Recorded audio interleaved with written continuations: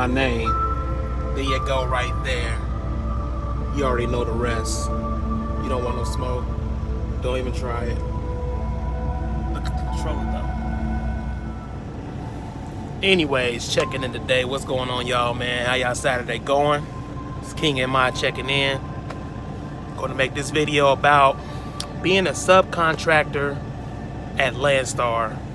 It's a little bit different than being an owner-operator, but let me tell you what I experienced so far. I just might be in your hood. Fuck out of here, man. You dumbass niggas. You niggas is silly out here trying to look cute and shit, man. I just might be in your hood. Niggas wanna come and talk to me about all this dumb shit. What's going on currently at the Pilot? Down here in Georgia, stuck for the weekend. Got me one of those loads that you pick up, deliver to the shipper or the receiver, and it's a 24 to 72 hour drop. So I'm stuck sitting here all weekend, but hey man, that's part of how it goes sometimes when you get these loads that's paying $4, $5 a mile, something like that. But let me tell you how it's been so far. my bad. You know, I was on the maneuver, for real. But yeah, let me talk about the load I'm on right now. So currently, I had a load pick up in Texas, and it dropped here in Georgia. It's 1,000 loaded miles, and the line haul is $47.50. And I talked to the broker. It was a non-direct shipper, and he put in $500 for accessorials for me per my request to do the load. So I'm gonna let y'all break that down. I know people like count money, pull out your calculators and whatnot, and y'all figure out how all that is calculated, broken down, to see what I got. But I picked the load up Wednesday and dropped it Thursday. So for those want to think I spent 5 days, well, technically I didn't spend it more than just Wednesday and Thursday if I'm still here. But it's under the pretense knowing that I was going to be here this long, so I've already made my money for the week. How I do that is simple. My minimum is set in my head for what I need to be making on a weekly basis continuously, as long as I'm here. And I've done that this week already. So I'm making that as a note. Now, since I've been at Landstar, I started at Landstar. I was qualified at Landstar back in February of this year, right? But I didn't book my first load until the very first week of March. Why? Simple. Trailer utilization. I'm just gonna say it just like that. Trailer utilization is why. Orientation was 2 days, and me coming over, the fleet owner who I'm running underneath using his equipment, the way he pays is 50-50 split, 50-50 split after fuel. It's very common for a fleet owner / owner operator to pay a subcontractor like that. It just is almost standard. It's either that or cent per mile. Now, I don't know about you, I'll take percentage over cent per mile any day, because when the freight goes up, so does my pay. But when it goes down, so does my pay as well. But I choose under this fleet owner / owner operator to book my own loads. I have that freedom. They're not dispatching me, I dispatch myself. Now, the cool thing about dispatching myself is I get to control where I run, when I sit, when I go home, etc., etc. That's the great thing. You can't do that being cent per mile based. The closest company that came to that, and I know it's not the only company, there's probably several, but they have a method to where they'll send you 3 loads. They'll send you 3 different loads, and based off of what you want to do, what you're willing to do, you could choose one of the 3. but you also have the choice to decline. And then, if you decline 3 loads from them, next thing you know, it'll get quiet, or they'll call you and try to see why you're declining them, maybe even beg you to do them, or your next load ain't gonna come to you until the next day. They say, I guess you just want to sit. Here, there's no pressure. I love it. I definitely love it. A lot of people say this and that about Landstar, but you don't know what their personal experience really is. Even if they are a YouTuber or you talk to them in person, you'll never know the whole story. You'll never know the whole story. Because everybody's experience is different. It doesn't matter. I don't care what it is, trucking or not trucking. So, for me, if y'all seen my last channel, Little Fella Trucking, it showed you when I was an owner-operator. I bought my own truck, and I leased it on with the company I was still with at that time before I went to go do flatbed. I am a flatbedder, or I was a flatbedder, but I still love flatbed down here. But I am currently pulling van. But doing flatbed under a small fleet, it was so unorganized. I ran so hard. I had to do so much blood, sweat, and tears to make, $3,000 to $4,000 a week. And, at the end of the day, my truck broke down. It was an expense I could not fix after replacing the one box. And I let the truck go. Now I'm here, starting over. I've already had the plan to save up, and I mean save up, to get me another truck. So I'm smiling for a reason, to get me another truck. And while I'm here, I also want to learn about Landstar, how they run, what the pay is, dispatching experience, because I've never dispatched myself, policies, rules, so on and so forth. Just want to get the hang of it. Every company you switch to, you should at least give them 90 days to learn the basics about that company, 180 days to see how the consistency of pay is going, freight, so on and so forth. Maybe up to a year to get a full understanding of the company. That's what I'm doing now, but I'm doing it as a subcontractor. And the reason is, I want to know how it is here before I buy my truck and move forward that direction. So I already know how the pay is, the payroll, the, who I need to call, whatever. Orientation center locations, small stuff, how trailer utilization works, how long they take. I need to know everything. That's what I've pretty much been waiting on. And at this point, I'm pretty much almost about to cross the finish line on that. So now I get to this point. How is it running as a subcontractor at Landstar? Well, it really depends on what fleet owner you choose to run underneath. The guy I run underneath, he's cool. In orientation, I did not meet him until I finished orientation, and he came, introduced himself. I got the permit book, the keys, and whatever I needed to, get up and get moving. The truck is governed, the one of his I'm using, which is fine. It's governed at a good speed. I'm not really going to complain about the speed it's governed at. The truck is older, which is fine, but it is, a modern design truck. Cascadia. Nothing fancy about it, It has a little this and that, but it's definitely, I've owned the Cascadia, and I had a full owner-op spec Cascadia, as well as an APU, and I had it decked out with everything. I mean, I had subwoofers in it, custom radio, mounted flat screen. I had a big old inverter. I used to cook in my truck, had a flat iron. I mean, I had a lot of stuff, a refrigerator. But it's all good. It's all good. It's all good. It can get back.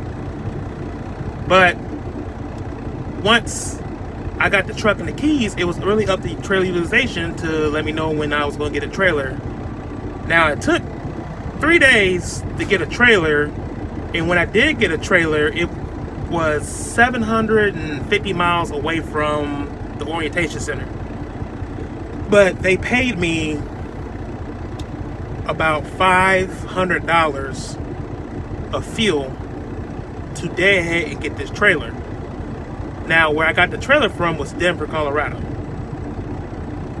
Denver, Colorado, for those who work here and pull freight and goes to Colorado and out of Colorado, knows it's dead end. It's a dead end. Unless you book ahead to where you find something decent to get out with, which I couldn't do because, like I said, I'm getting the trailer. What Landstar wants you to do is, when you get a trailer from trailer utilization, they don't want you to book a load once they tell you where it is. They want you to first get to the trailer, inspect it, make sure it's empty, hook up to it, then book your load. Because if you get to a trailer they give you and it's loaded, or it's not there, or it's not, DOT ready, now you book the load and you have a trailer that's not ready, or you don't even have. And it's, for a first load coming out of the gate, terrible way to start.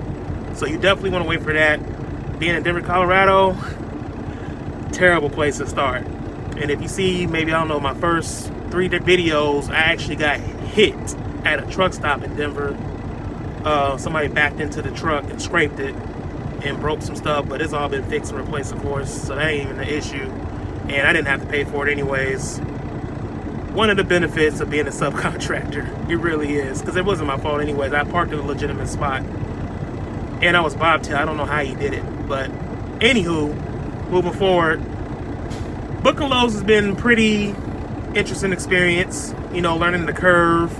I didn't know about negotiating. When I see a load on there, whatever it's for, I just book it and take it.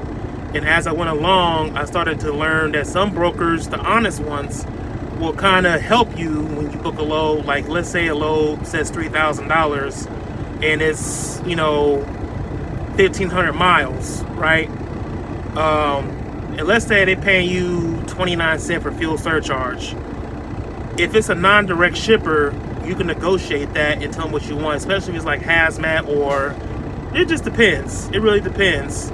I have my way of doing it, especially now, so I know I come out pretty decent, even as a subcontractor, so I know I do great as an owner-operator. I know I do great. These guys that be here to be talking about they making money, Landstar, money, spending money, making money, finding money, didn't forget about the money. These is those guys that be talking like that. I don't do that. I'm really humble about it. I really just try to make my money and stay low. And as you subscribe and watch my channel and videos as I post them, you'll see the results come as they do. Now, as I was going, that Landstar has his 120 days inspections.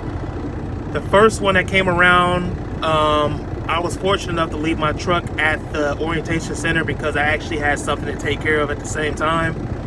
And the fleet owner, he came and got it done and taken care of for me. So I didn't do it the first time, but the second time around that I just did, I did it myself. And it was very simple. It was very simple. Of course it passed, otherwise I wouldn't be sitting over here. But they was going to put me on safety hold, and they was letting me know. I actually had a breakdown last week. Something in the clutch went out, and I had it in the shop, and I was trying to get back to a particular area so I could get the inspection done, but that delayed it even further. So before you ever get on safety hold for an inspection, or if you know you're about to get put on safety hold, book yourself book yourself past the safety hold date. Book yourself, because if you don't and it comes up to that date, and whether if you need to be where you're at or you're not, stuck until you do whatever you need to do to get off a safety hold. Me myself, I know that's coming around the corner. I make sure I book myself to keep going past it and knowing I'm gonna take care of it before that day, but I don't want to wait until I'm on safety hold and then go take care of it and then get put off a safety hold and then trying to find something that day. Because I don't know about you, I had a few experiences trying to book the same day of, and let me tell you, it is headache city. If you don't know what it's like to stare at your laptop or phone or tablet all day, constantly refreshing the screen, if you don't have personal relationship with some of the brokers already, like I do now. But if you don't have some of the personal relationship with brokers, man, you gotta hit the refresh screen, and depending on where you at, man, you can see a load get posted 60 seconds ago, and you call them right away. If they answer, and you be like, oh yeah, I'm calling about such and such load, they be like, that just got covered. 60 seconds. They just posted it. It just showed up on my screen. It'd be like that. Or it'll be up there for a few minutes. I'll call and nobody answers. That's because somebody got through before me and booking a load, and by the time they do answer the phone, they'll tell me it's gone. I done lost so many good and even ridiculous paying loads like that. But that's just how it go. Now the payroll's the same. I mean, the payroll typically at Landstar closes on Fridays. And, you know, depending on your bank and settlements, how fast it gets to your account, you know, direct deposit, so on and so forth. I have no complaints. I have no complaints about when I'm getting paid.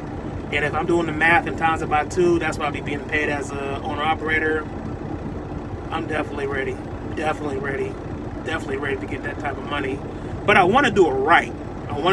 The first time I got a truck, like I told you, it was on a whim. It was impulsive thing I've ever did. It was on the whim. I was at the trucking company where I was at before this one, or whatever. And I was sitting around a whole bunch of drivers, some of them own trucks, some of them whatever. And they were talking about, getting your own truck. And I was listening. They was like, man, why don't you try going to a dealership? Not like a third party, but like a dealership, like a Freightliner dealership. And, if your credit's decent, which mine was, I was in the 700s at the time, see what you're worth. I had a few grand on me. All right, let me go see what it's worth. I filled out the application. It was Premier Trucks. If anybody been looking for trucks or familiar with how they do it, sometimes I got this thing called down payment match. And pretty much they'll match you up to $5,000 down payment on the truck on approved credit. So that Cascadia that I found was listed for $59,000, and I only had $3 grand in my pocket. His story is a little bit deeper than that as far as how I got the down payment, but it's $3 grand I had in my pocket. I told him that's all I had. He said, "Well, match that, make it look like 6." Boom, approve. Your first time buyer is 10% down. If you're a second time and further, based on credit, is 20%. So 10% down of 60,000 and 6,000, which I had 3. He matched it with 3. That's how it went, just like that. So once I was approved, I drove there, looked at the truck the first time, and I found a couple little things they need to look into or fix, you know what I mean? And I went and ran for another week or 2, came back, it was ready to go, signed the paperwork, gave me the keys. But before that, they try to offer you extended warranties, which, if you watch my last video, you know how I feel about extended warranties. Me, I think they're a waste of money because they have a cap on them. You have to pay the money up front to get them. They claim they don't make no money off it, but why would they, sell it if they wasn't gonna make money off it? It just don't make sense. I don't know. I wouldn't sell you a service of cleaning your car if it wasn't gonna be cleaning. Anyway, I didn't get that, and they come to ask me, well, why are you denying all this, warranties and stuff like that? I said, I don't need it. I mean, me personally, the way I think is, instead of me buying a warranty up front, doesn't it make more sense for me to save my money myself, and if something goes wrong with the truck, I can get it fixed, versus buying your warranty and you get to dictate how, if it covers, whatever's wrong with the truck or not. It don't make sense. And then it has a cap. So, quick example. Let's say you get an engine warranty, after treatment, turbo, injectors, and everything in between, right? And let's say your one box go out. Like me, my one box went out. $10,000, right? Warranty covers it. Cool. Now you done reached your cap. They're going to tell you, you use up your warranty. Now let's say your injector broke and it got into the fuel line system, contaminated it. $13,000 to clean it out and all that, replace this and that and everything. Well, warranty ain't gonna cover that. You already used it. So if you don't got $13,000, I guess your truck is gonna sit. Now, if you're paying a monthly payment, which you finance, that's another problem you got to worry about. And I've went through this. It's my personal experience, so I know exactly what I'm talking about. I'm telling you a true story, y'all listening.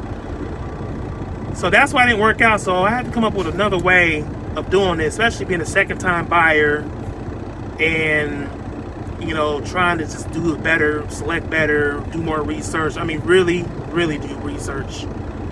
And like I said, based off my last video, as I was talking, this is stuff I've done research on. So that's why I was making the choice that I made. He has things set up a certain way. He has his mechanic where he gets his work done on his truck at. He has a place where he gets his DOT inspections at. He has his own accounts for tires. I mean, he has his own way of doing things. So, and that's great. I mean, it's your truck. You need to have those things just in case I'm going over your truck, because going to a dealership, it just, all you're doing is just throwing money away. You're just throwing money away. Because a lot of work, especially a lot of simple stuff, you can do yourself. And if you're an owner-operator right now, as we speak, and you don't have a tool set in your truck, I keep mine. If you heard me shake it, I keep mine. I ain't gonna pick it up, it's too heavy. If you know, I keep mine. I have mine. Everybody should have a tool set. Everybody should have something to air your tires up with. Everybody should have heavy-duty jumper cables. There's certain things you need to have, whether it's, you know what I mean, as an owner-operator, you should already have these, but me, I've been an owner-operator. I know what I need, you know, and being a subcontractor right now is a benefit, because a lot of people out there as company drivers don't care about the truck. They just hop in it, turn the key, and run it and want to check at the end of the week. Where they check at? Where my money at? Where my money at? You know, not even check the oil. Where my money at? There's guys out there like that. I know if some of y'all open operators or fleet owners, y'all know what I'm talking about, and I know what that's like. That's why I don't treat this fleet owner like that. So I try to get my 2 cents, and it's really up to him to dictate how he spend his money. I can't control him how to spend his money. I mean, something happens, I might recommend a scenario or whatever to him, and it's up to him whether it's a green light or a red light. I'm doing off of my own experiences, you know, it's up to him. So part of running as a subcontractor is you're not able to control where and what when it comes down to the nitty and gritty of the truck breaking down or it needing something to be fixed, you know, preventive maintenance and so on and so forth. That's okay. You know, you want to wiggle that how you want to wiggle that. We want to keep running until it becomes a bigger problem, or try to get it fixed and take off and spend time with your family, or whatever the case is. Now, personally, between him and me, our relationship, we're good. We never had nothing, you know, big or out of the ordinary to be like it's not working out for us. He really stays to himself. He's not over your shoulder. You'll probably never hear from him unless he needs to tell you to, you know, get new plates or get new insurance or whatever the case is. There's very few things that he tells me to do, and it's few and far in between for me to be like, man, he's always on my case, you know, because he's not. So you definitely still get the freedom to run as if you were an owner-operator. You know what I mean? But some things kind of tick me off, and it really comes down to the 50-50 split thing, which is great until you get to a receiver and you have to help unload, or you're laid over, or you're doing extra stops, or whatever the case is, because he's doing 50-50 after fuel, after the gross breaks down, when Landstar gets their cut, after fuel, and then what's left over, regardless of how I put in accessorials, is divided by 2. So he's getting half of me unloading a truck, he's getting half of me loading a truck, he's getting half of me pulling a hazmat, he's getting half of me making stops, he's getting half of me whatever, detention, he's getting half of everything. And that's really where I kind of get nitpicked at, or I'm going to nitpick at, because I think, I mean, that really ain't fair, but ultimately, like I said, it's his truck, and I agreed to how he runs his truck at the very beginning out the door. So I didn't know about this stuff. Of course, you got to run here, like I said, you need 90 days, 180 days, whatever, to learn how the company is, how they pay, and how things get maneuver around. Now, my biggest pet peeve as a subcontractor is getting trip advances. It's my biggest pet peeve, because if you're an owner-operator, you probably don't know this, but you can go on the app and get an advance on your load by pushing a button and put on your fuel card, and you can either withdraw it off the fuel card like you want it in your pocket, or you can put it in your truck for fuel. You know, that's exactly how you would use it, either or. As a subcontractor, we don't have that button on our app, because he has it set up to where only he can do that, not his drivers. And when I need fuel, what I have to always do is call in to Landstar and either talk to a broker, talk to the fleet owner, or talk to Landstar and have it put money on my fuel card. Now, at the very beginning, I say for the first 4 months, you know, I want to put money on my fuel card, and they'll always ask me, what's wrong? You can't do it yourself? No, I can't do it myself at all. I can't. I'm a subcontractor. Are you owner of the truck? No, I'm not the owner of the truck. I'm just calling to get money on my fuel card. I do not want to get hit with a questionnaire. Seriously, because I already don't like doing it. And that's my biggest pet peeve. It really is. Because, you know, you'll have a few people you'll talk to. You'll ask for money on a pre-trip advance. It'll go smooth. Like, boom, okay, money on the card. Thank you. Have a great day. Have a blessed day. I say that to them all the time. Have a great day. But for the ones that ask me 17 questions when I call in, man, y'all making my job harder than it already has to be. I do not like calling in to get fuel advances, but because of the fleet owner has to step away, that's how I have to do it. So that is my biggest pet peeve. I'm a grown man. I should not have to ask somebody to give me a pre-trip advance on a load that I'm doing that's making everybody money, including myself.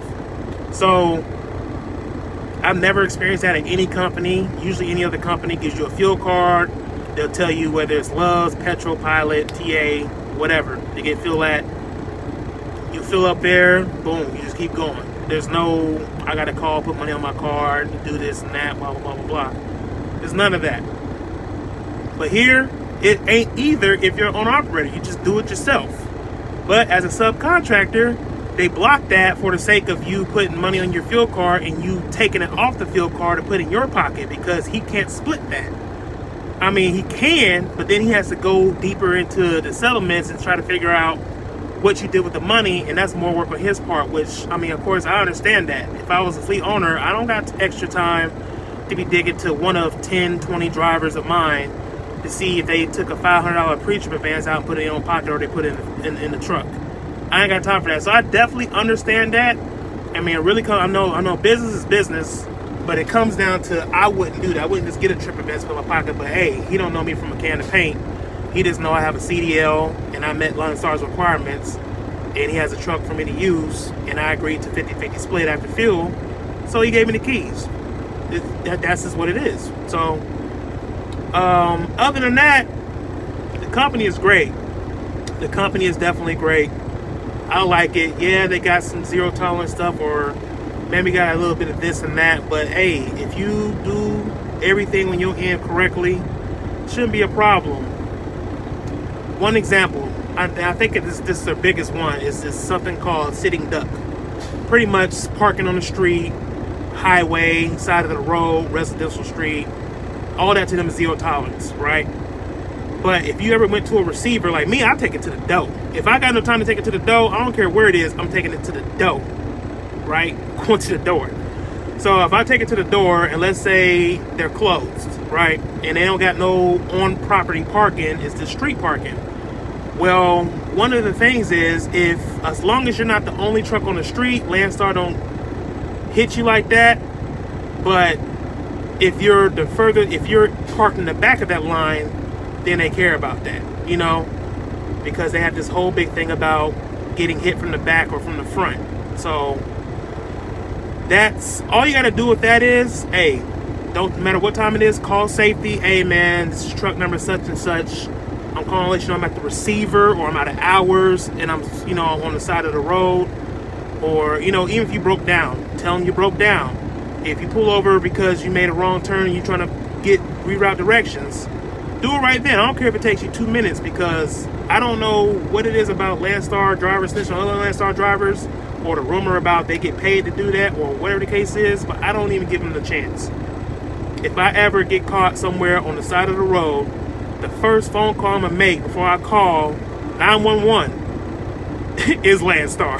Because I'm not about to get fired because I have to pull over to the side of the road for a reason and I didn't call them, or I forgot to call them because whatever situation was going on was so intense, I didn't call them, and then they'll use that against me, or they could use that against me. So I'll call them. Hey man, I'm at the shipper, I'm at the receiver. They don't open up until 6 in the morning. Here it's midnight, I'm out of hours. You know, they'll try to see if you can get to a truck stop, if you got any PC available. But the thing is, if you PC to a truck stop, wherever it is, and you have to take your 10 and it causes you to miss your appointment in the morning, then you know they have to notate everything you're saying. So that's anytime you call Landstar, once they get you to give them the truck number, whatever you say, they'll notate it. I'm giving you a heads up. They'll notate it. If they don't notate it, you wouldn't know, but they notate it. So let them know that you're on the street, you're safe, you're out of the way, you're not blocking driveways, you're not parking to a fire hydrant. You know, anything to get you a parking ticket, because a parking ticket will get you fired too. I don't care. A parking ticket gets you fired because that means you're on the street. Don't ever get a parking ticket here, ever. And if you do, make sure you call Landstar well before you is in that position. It's like I said, if you parked out there, hey, I'm letting you know I'm on the street. I'm gonna be off the street at 6 a.m. I'm gonna pull through the door or whatever. All they're gonna say is we're gonna notate, let safety know, please call us back when you're off the street. So in between that call and 6 a.m., if you have a parking ticket on your door, and tell them, they already know because you called them. You called them and let them know they notated it. So, you know, stuff to cover your butt. Stuff to cover your butt.